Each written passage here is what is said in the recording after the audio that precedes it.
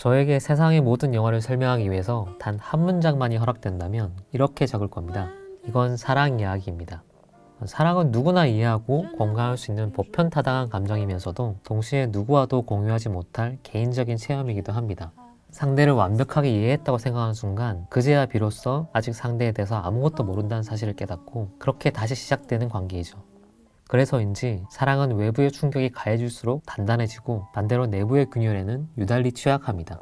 초월적인 사랑이 역사의 비극 속에서 유독 자주 피어나는 이유가 여기에 있습니다. I o czym to jest? O miłości, no. Serce. 파벨 파블리코프스키 감독의 신작 콜드원을 88분 동안 사랑이라는 이해 불가능한 형태를 조각해 나가는 영화입니다. 냉전시대의 유럽을 배경으로 1949년부터 64년까지 두 남녀가 만남과 이별을 반복하는 애틋한 멜로드라마입니다. 폴란드, 베를린, 유고슬라비아, 파리 등 유럽을 무대로 펼쳐지는 이들의 사랑은 운명적이라고 해도 좋습니다. 감독은 이미 숱한 이야기가 다뤄왔던 이 익숙한 사연들을 거의 유일한 이미지와 독창적인 사운드로 조각해 나갑니다. 누구나 공감할 수 있지만 결코 무엇과도 닮지 않은 러브스토리인 거죠. Na ciebie czekałem. 오늘 썸 타볼 영화 파벨 파블리코프스키 감독의 콜드워입니다. 본격적으로 이야기를 설명하기 앞서서 미리 전제로 깔아둘 것이 몇 가지 있습니다. 영화가 직접적으로 설명하진 않지만 이 인물들이 어떤 인물들이고 어떤 전사를 가지고 있는지 짐작 가능한 요소들을 좀 정리해 보도록 하겠습니다. 우선 빅토르라는 남자가 있습니다. 그는 교양 있는 중산층 출신이고 클래식 교육을 받은 되게 노련한 피아니스트입니다. 그리고 빅토르라는 남자는 재즈의 열정을 불태우고 있습니다. 재즈로 상징되는 자유세계의 꿈을 꾸고 있죠. 2차 세계대전이 끝난 후에 폴란드의 공산 정권이 들어서고 빅토르는 살아남기 위해서 나라에서 시키는 역할들을 수행해야 합니다. 그래서 나라에서 민속음악을 수집하고 발굴한 일을 맡기는데요. 정권은 빅토르에게 민속음악을 정치적으로 이용하게 강요하고 그는 불안정하게나마 체제에 순응해 나갑니다. 하지만 한국어적으로는 늘 자유를 꿈꾸고 있고 자신이 결국 이 세계와는 타협하지 못할 것임을 직감하고 있는 남자입니다. 그러던 중 빅토르는 줄라라는 여성을 만나게 됩니다. 줄라는 굉장히 생기가 넘치고 열정으로 가득 차 있는 당찬 여성입니다. 어떻게든 가난으로부터 탈출하고 싶은 줄라는 민속음악단을 모집한다는 얘기를 듣고 자신이 시골 출신인 척 속여서 춤과 노래를 선보입니다. Nie będziemy bywać sobą, będziemy ze sobą bywać. Dziękuję bardzo. Przepraszam, a pani z grzywką. Czy pani mogłaby tak coś od siebie? 빅토르는 줄라의 재능을 알아보고 그녀를 발탁합니다. 그리고 이후 열정적인 사랑에 빠지죠.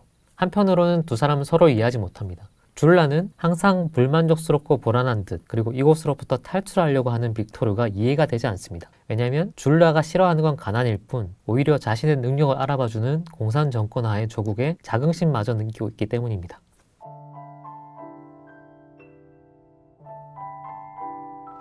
자, 이제 본격적인 이야기가 시작됩니다. 이 영화는 폴란드의 바르샤바, 베를린, 유고슬라비아, 파리 등 유럽 각지를 떠도는 두 남녀의 여정을 그리고 있는데요.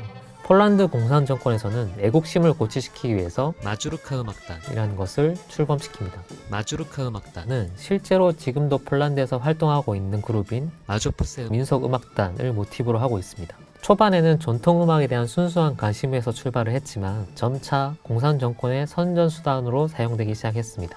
영화는 크게 마주르카 음악단으로 대표되는 민속음악과 빅토르가 지향하는 재즈음악 이 두 가지를 충돌시키면서 두 사람의 헤어짐의 씨앗을 미리 깔고 있는데요. 1952년 동베를린 끊임없이 탈출의 기회를 엿보고 있던 빅토르는 순회 공연을 틈타서 탈출을 감행합니다. 빅토르는 줄라에게도 함께 떠나길 권하지만 줄라는 빅토르를 따라 나설 이유가 없는 거죠. 그렇게 두 사람은 서로에 대한 마음만 간직한 채 각자의 길을 걷기로 합니다.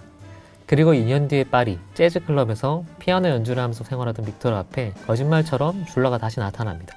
줄라는 파리 공연을 위해서 잠시 동구권 밖을 나왔고 음악단의 감시를 피해서 빅토르를 만나러 온 거죠. 그리고 아주 짧은 재회를 뒤로하고 빅토르와 줄라는 다시 각자의 자리로 돌아갑니다. 그리고 1955년 유고슬라비아 마주르카 음악단이 공연한다는 소식을 듣고 이번에는 빅토르가 줄라를 만나기 위해서 몰래 유고슬라비아로 찾아갑니다. 하지만 빅토르는 비밀 경찰에 적발돼서 폴란드로 다시 송환될 위기에 처하는데 이때 무국적 난민을 위한 어떤 여권을 소지하고 있는 덕분에 다행히도 풀려납니다. 그리고 다시 시간을 점프해서 1957년 파리. 그렇게 만남과 헤어짐을 계속 반복하던 두 사람은 결국 하나가 됩니다. 줄라가 빅토르와 함께하기 위해서 새 삶을 찾아서 파리로 도망 나온 거죠. 하지만 비로소 함께하게 된 두 연인은 서로의 낯선 모습을 발견해 나가고 필연적으로 다시 균열이 시작됩니다. 콜드워는 이렇게 빅토르와 줄라가 유럽 곳곳에서 만나고 헤어지는 순간들을 담아내고 있는데요. 사실 점처럼 이어진 사건들, 순간들만 보여주고 있습니다. 그리고 나머지 떨어져 있는 시간 동안 두 사람이 서로 뭘 했는지, 어떻게 살아왔는지는 비워둔 채 그 강렬한 순간들만 제시하고 있죠. 이렇게 사건을 구성한 이유 중에 하나는 사건과 사건 사이, 만남과 만남 사이 비워둔 공간에 두 남녀의 애틋한 감정만이 아니라 당대 상황들을 녹여내기 위해서입니다. 냉전시대 폴란드였던 정치적인 상황이라든지 서로가 서로를 감시해야만 했던 불안의 공기, 혹은 노골적인 선전선동과 그 가운데 서리처럼 끼어있는 공포나 분노의 흔적 등 인물들이 움직이는 자리마다 시대의 얼룩들이 반영되어 있는 겁니다. 그래서 가장 개인적인 감정들을 가장 정치적이고 역사적인 순간들로 변모시킵니다. 가령 예를 들어서 폴란드의 문화부 장관이 마주르카 음악단에게 농업개혁과 세계 평화에 관한 노래를 추가하라고 요청을 하는 장면이 있습니다. 이때 함께 음악단을 담당하고 있던 비엘레츠카라는 여성은 이에 대해서 반대하고 빅토르는 침묵합니다. 그리고 얼마 뒤 이 비엘레츠카가 축출되고 빅토르가 혼자 남아있는 장면을 보여주죠. 과정을 모두 보여주진 않지만 이 중간중간에 점처럼 찍혀있는 사건들을 통해서 압박의 공기들을 느낄 수 있도록, 짐작할 수 있도록 구성되어 있는 겁니다. 그럼에도 어디까지나 콜드워란 영화가 카메라에 담고자 하는 것은 이런 정치적인 문제가 아니라 유일무이한 사랑의 어떤 형태입니다. 정치적인 상황과 역사의 격동은 빅토르와 줄라의 만남과 헤어짐, 그 과정을 한층 구체적으로 도드라지고 보이게 만드는 일종의 효과, 배경에 가깝습니다. 이 영화는 가장 전형적인 형태의 멜로드라마라고 할 수 있습니다.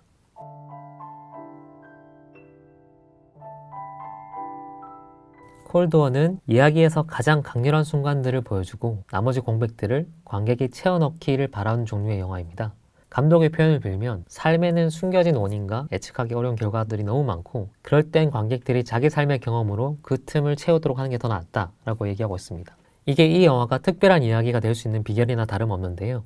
보편적인 러브스토리를 특별한 채무로 바꿔주는 것은 결국 탁월한 이미지와 사운드입니다. 콜드워는 사랑과 상실에 대해서 무엇이 연인들을 서로에게서 떼어놓는지 말로 표현되지 않는 모든 것들을 음악에 담아놓고 있습니다. 이 영화의 대표곡이라고 할 수 있는 마주르카 음악단의 심장이라는 곡은 영화에서 총 3차례에 걸쳐서 좀 다른 버전으로 들려주는데요. 어떨 때는 감미로운 현악 선율을 밑에 배경으로 깔고 또 어떨 때는 폴란드의 활기찬 전통음악을 밑으로 깔고 또 어떨 때는 우수에 젖은 슬픈 듯한 빅토르의 피아노 곡을 배경으로 깔면서 이 말로 다 하지 못하는 감정들을 멜로디로 대신해서 표현하고 있습니다.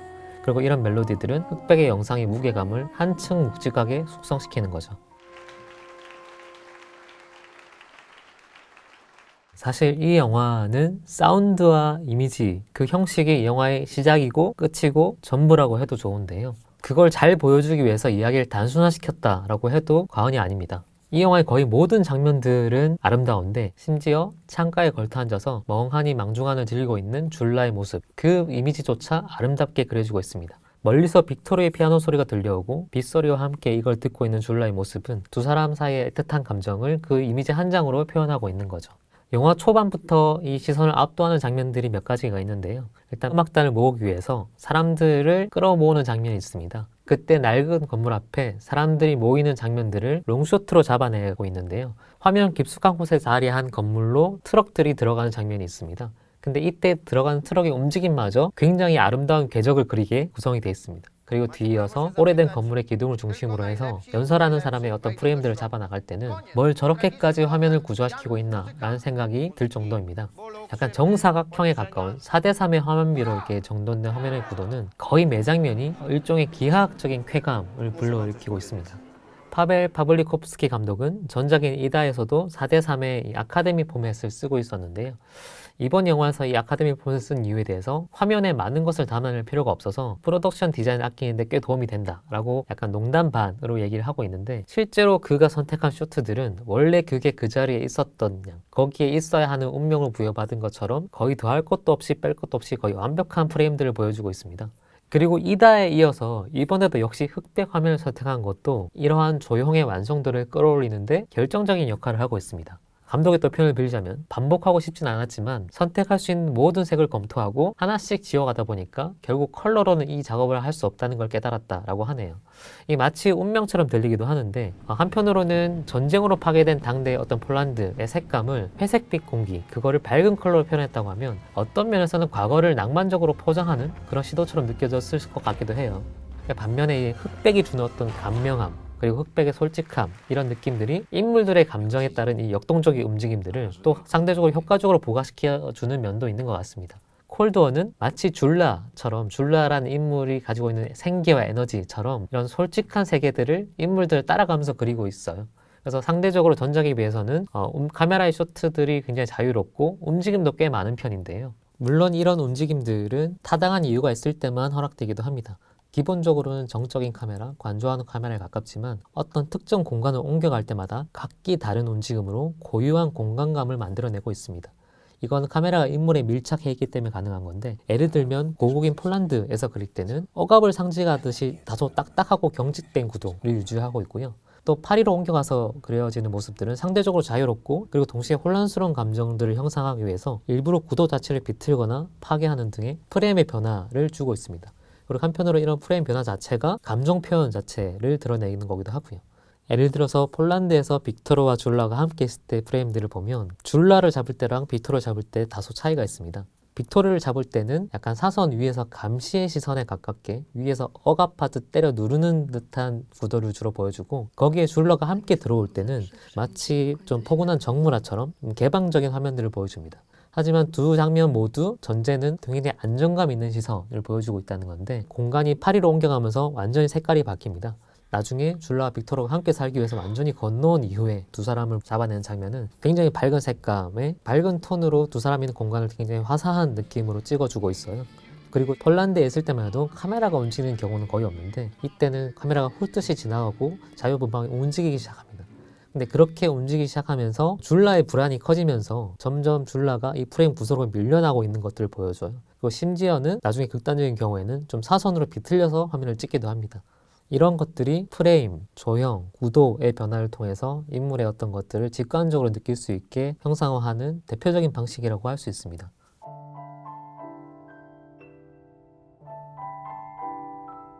이 영화에서 인상적인 장면 하나만 더 꼽으라면 빅토르와 줄라가 강가에서 데이트하는 장면이 있습니다. 이때 빅토르와 다툰 줄라는 빅토르를 향해서 재수없는 부르주아라고 외친 뒤 강물에 뛰어들어 버립니다.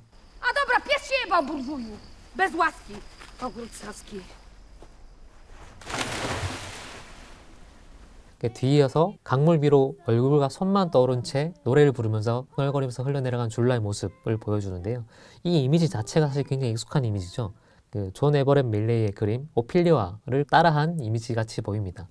여기서 어떤 상징적인 의미를 읽을 수도 있을 겁니다. 죽음의 이미지, 희생의 이미지, 그리고 혹은 스스로 예술이 되는 삶, 두 사람의 어떤 운명 같은 거를 지시하는 이미지이기도 합니다. 이런 상징적인 해석의 여지가 있는 장면들이 이 영화는 꽤 많은데요. 심지어는 워낙 프레임을 조밀하게 찍다 보니까 화면 상단에 닭들이 모여 있는 것조차 되게 의미가 있어 보이는 장면들이 있거든요.